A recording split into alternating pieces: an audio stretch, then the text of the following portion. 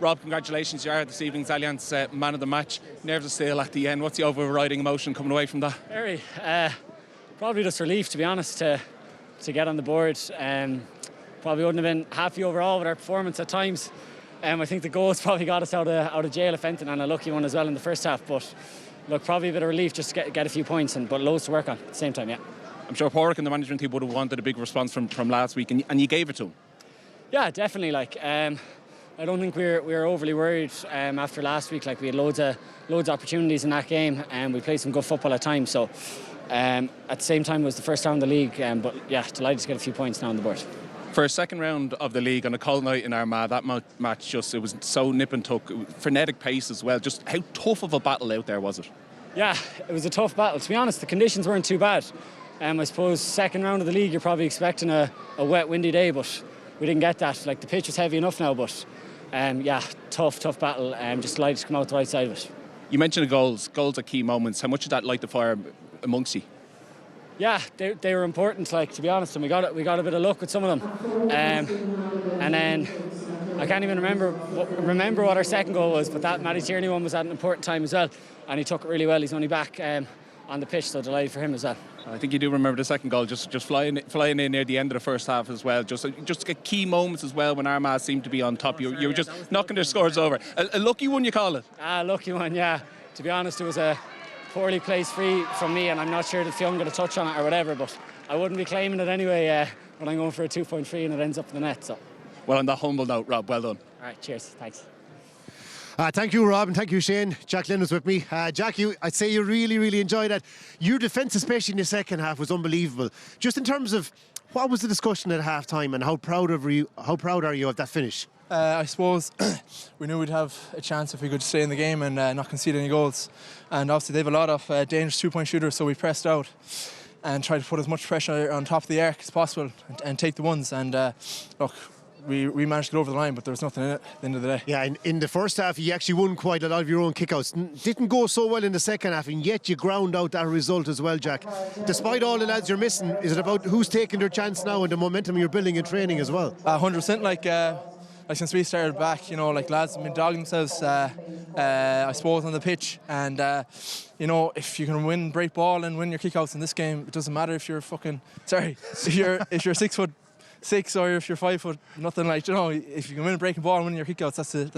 You don't need to be a big man to play this game, Jack.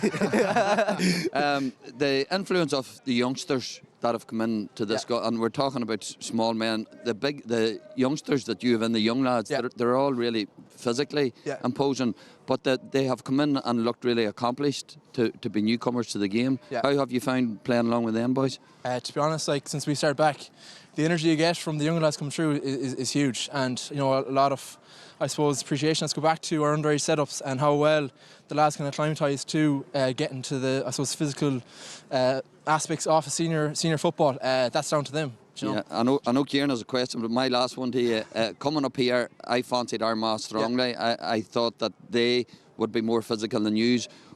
Did you have much emphasis pre-game as in matching them physically around the middle, because you appear to be really up for the game tonight? Yeah, well, it was just about bringing out that bit of dog in us, because going up to Armagh's an awful tough place to go, and especially the huge respect to Armagh and playing them every time. It's an absolute dogfight. So. Jack, you made a great block in the first half yourself. Is it just pure instinct to throw yourself at these balls? Are you aware of your surroundings when it does come in? I think it's the trust I have in the lads around me that I can. I suppose the trust I have in the lads around me that I can throw myself there, and I know they have my back for the lads coming behind me. So yeah.